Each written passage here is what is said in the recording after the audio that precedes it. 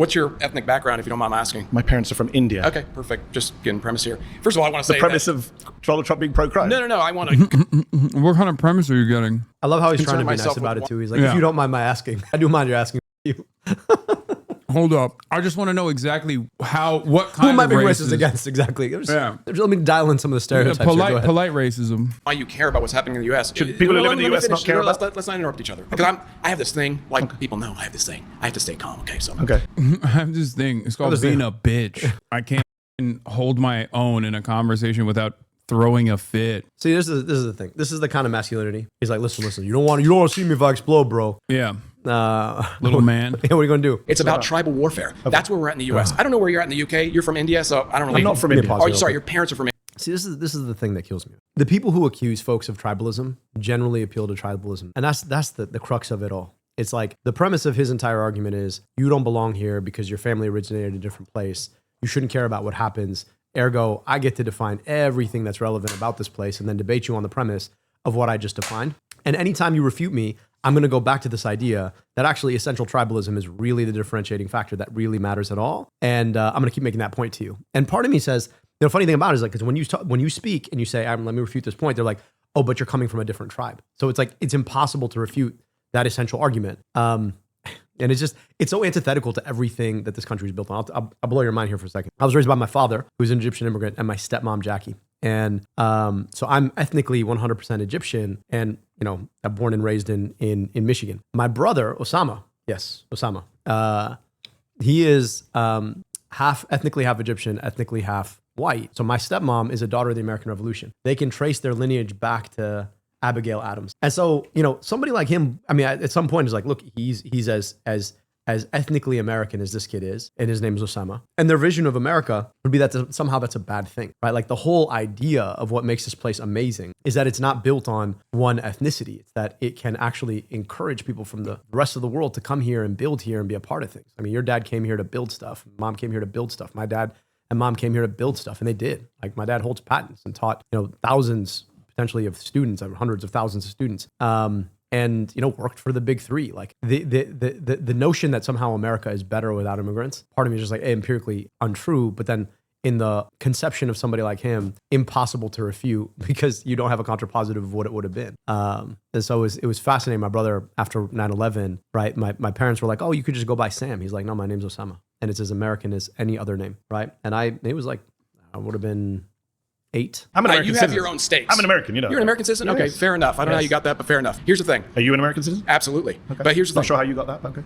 Born here, and my family lineage is settlers from the 1500s, so I have some stake in the claim here, okay? But a little different. But you're a descendant of immigrants, settlers, I didn't know. colonialists. Yeah, colonials. You don't look very Native American to me. I am Native American. Whites are Native Americans. What are you talking about? Turkish people think everyone is Turkish. There's a big I feel like this is true of a lot of groups of people. Yeah, a lot of people do that, but there's like a big pan-Turanic mythology surrounding Turkish culture. My grandfather would say that Native Americans, like, they crossed the strait and they're Turks. Like, they crossed from the Asian plains, so technically they're all Turkic. There you go.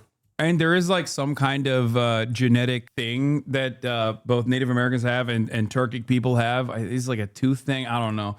But it's not. It's ridiculous. It's before even like the concept of Turkic peoples of like an ethno of ethnicity as a. If you step back and you actually think about like what it means to be a member of an ethnicity. Right? At some point, like we're talking about humanity originating, people going to different parts of the world and then adapting to their local climate in ways that punch up certain genetics and punch down certain other genetics, such that we get different colors of skin and different body habituses and different propensities to sweat or grow muscle or run fast or run slow or grow tall or whatever it is. And now like we have this sort of fealty to this idea of like of genetics that have been expressed more or less that we call ethnicity. That's kind of an arbitrary thing, right? It's like your family's been in a completely arbitrary thing. And especially the association that you place upon it is entirely socially fabricated. Yeah. That's it. And the interesting thing is like people want to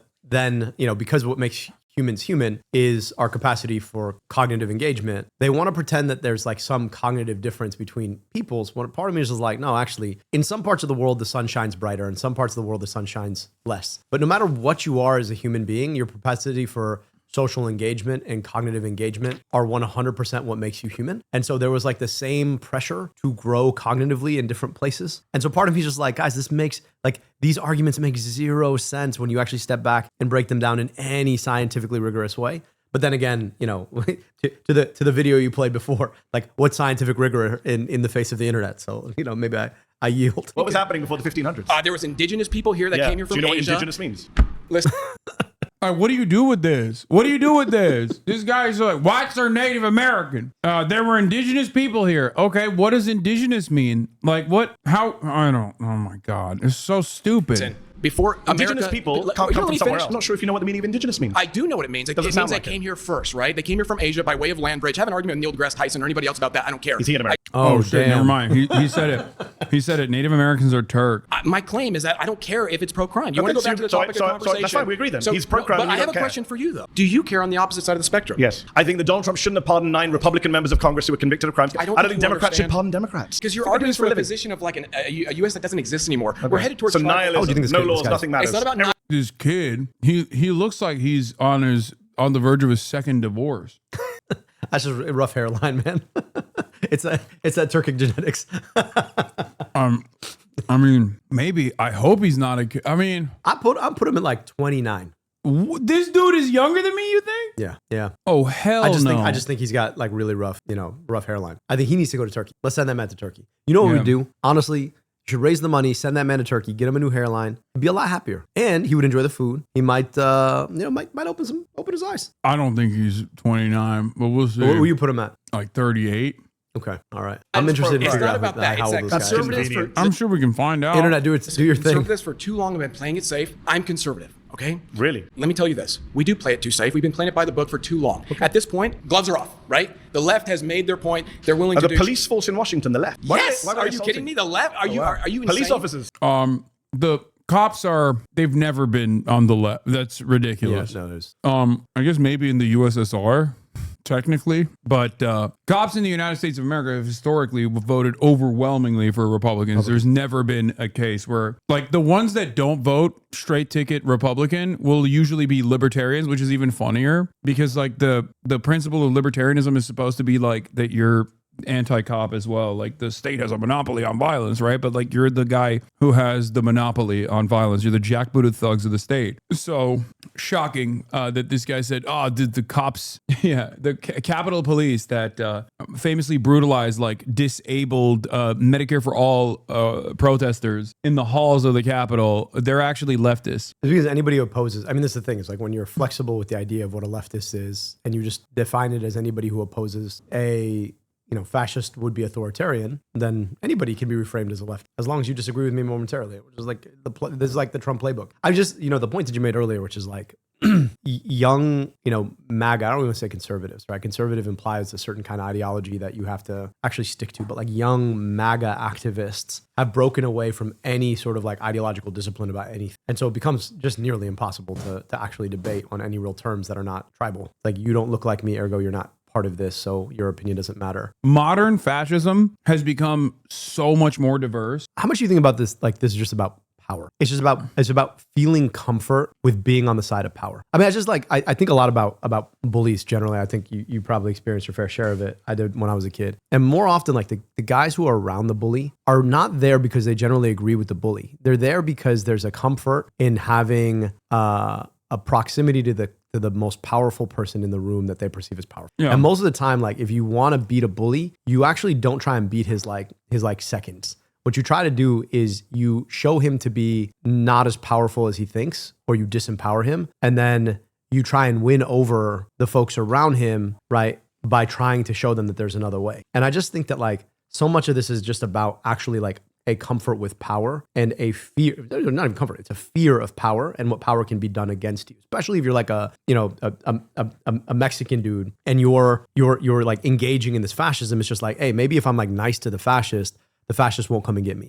I've been thinking a lot about that, and I think that part of the frustration I have with the Democratic Party is we do this thing with Trump where we venerate his power. He's such a bully, and you're like, yes, okay, what you're showing is he is more powerful than you, and you want to make an appeal to people who care about power on the principle of ideals, and that's just not going to work. Like, you have to take him on straight up, and you got to play the same game. And then this is the frustration I have with it is when you That's why the weird narrative was so good. Yeah, like because it took away that power. It cut away, especially because he was powerless at that time because he wasn't the president. So making him a laughing stock was such a perfect way to disarm exactly what you're talking about, like the idea that this is like an all-powerful, scary entity, because that's what they rely on. Right. I am Native American. If you say so. So going back to the topic at hand, we have different definitions of crime because you're talking convenient. about. There's a criminal code in this. I love how Republicans have completely become the cultural Marxist that Jordan Peterson claimed they used to be, like, or the left used to be, where it's like, well, what is crime really? Like, he's like, let's get down to the definition of the term crime. Let's break it down, really. I mean, is it really a crime? It's like, dude, are you an anarchist? Like, what do you mean? Well, what is crime really? Like, it's just, it's bullshit. Like, I mean, it's the same sort of secondary bullshit, which is like, well, we can justify this because it was for a greater outcome. And you're like, no, you cannot. I mean, just think about like all of the logical gymnastics that seemingly well-meaning people had to do to justify Donald Trump back when he first came down the escalator. You're like, this dude, you would not let this dude babysit your children. And that to me should be like the simple basic thing that, like, if I left my children with you, they would be safe because you would pay enough attention to them. You would not hurt them yourself. I would let, like, I don't think I'd let any American president if I had children alone with my children. I mean, but like, this man just like strains credulity. Like, he's the kind of person you want to protect your kids from. You know what I mean? Yeah. Like, literally, he's the kind of person you're just like, no, actually, you will never have access to my kids because you are patently immoral. Like, and people justified that in the name of morality. It's the same shit. Maybe Obama. I mean, but he smoked cigarettes. So, I mean, he did a lot worse. I don't think he smoked cigarettes in front of your kids. I'd be happy to let. I hate to admit, I'm not like the biggest fan, but I think Obama would probably be the only person that would be like a competent babysitter. Well, Carter would have been. I would have maybe Carter in his younger years. Again, we're now separating the man from the position and what they've done. Because once again, same with Carter, same with Obama. If we're looking at like their impact on the global stage, post presidency Carter was was an angel. Yeah, sure, he would be great as a babysitter. Newsflash: the conservatives are liberal to me. Okay, neocons, libertarians, all those mainstream people, they might as well be leftists to me. Okay? That's how far to the right I am. Do you understand my position? When someone says like Democrats are nowhere near as left enough for me, I'm like, oh, hell yeah. Like, finally, a reasonable person. When someone says the modern iteration of the Republican Party is nowhere near as hard right enough for me, I'm like, what more do you want? And this guy could care less about, like, I frankly, I don't think I could care less about tax. Right? He's just in it for tribalism. And that's why he says, like, I don't know why you're doing all this other stuff. Sure. That's why you see some of the populist right, like the Tucker Carlson wing, that say that they care about, like even Josh Hawley that says that he cares about like defending people's benefits. Yeah. But when push comes to shove, they don't. You're right. They don't. And they don't get punished for it either. By their base, because ultimately they do actually love latching on to all the racist shit, and they're like, okay, well, as long as I'm getting the racist stuff, then it's fine. I don't know. I think that this has always been at the heart of conservatism in general, and I don't mean like the Republican Party. I just mean like conservative, like reactionary politics in general revolves around this kind of notion that like there is an in-group and they must dominate the out-group. The out-group is both weak and strong at the same time. That must be brought to heel. Like, I grew up fighting quite a bit. Right? I went mainly to schools where I didn't have many folks who looked like me or had names like mine. So I grew up in elementary school. I remember the first time I got my lunch taken from me by a bully. And for the rest of that year, we just moved into that town. The rest of that year, I didn't eat lunch. The next time I moved, I told my dad, I was like, listen, I'm going to get sent home early. And I was like, why? I was like, just trust me on this one. So first kid who came up to me, made fun of my name, I smacked him, and I kept smacking him until they had to pull me off of that kid. And that kid never messed with me again, right? And I'm not looking to start fights, but I'll end them. And the interesting thing is, like, most of my life, right, has been trying to pull away from the instinct of saying, when you see a bully, take them on, into a more high-minded engagement. It's funny because in this moment in politics, it's like, actually, we need you to be a fighter again. I'm like, are you all ready for that? Because, like, I'm an Arab dude named Abdul, right? People don't look kindly on Arab dudes named Abdul who look like me, right, fighting. But there's a question that I have right now, which is to say, what does it mean to be a fighter on behalf of peace? Like, that's a question I've been asking quite a bit. Because, like, a lot of folks in the Democratic Party, their whole brain is like, I'm a fighter. And part of me is just like, actually, nobody fights to win the war. You fight to win the peace. I'm not interested in being a bully. And I think that question of, like, how much you're able to do that, particularly as a guy who looks like you or a guy who looks like me, right? In a place where we've had 20 years of people being told that people who look like you and I are dangerous implicitly. That's a question that I'm trying to think a bit about, which is like, there's the real part of my personality, which is hopeful and excited about the things that we can do together. That's a real part of my personality. There's also part of my personality is like, step to me and watch what happens, right? And the question of, like, how much of yourself you can actually bring to a political conversation, or you're allowed to bring, is interesting. And it may just be that in this moment, right, folks are so sick and tired of the Donald Trumps, the JD Vances of the world, that I'm actually allowed to be my whole personality. I'm allowed to be both the hopeful, ideologically focused, in, like, public health expert that I am, and also, right, the kid who grew up scrapping to make sure that, like, nobody was being picked on in the schoolyard. And that's always a question I'm thinking a lot about. Yeah, look, as a politician, your policies are your punches at the end of the day. The way you present yourself, the way you carry yourself, or how hard you fight with those policies will show people who you have the best interest in mind. Yeah. A lot of politicians will care about lobbyist funds. They'll care about the corporate structure that they are there to basically uplift and defend. And I think, like, as long as, in a weird way, Trump did this very well. Like, he is a bully. He's brash. He's rude.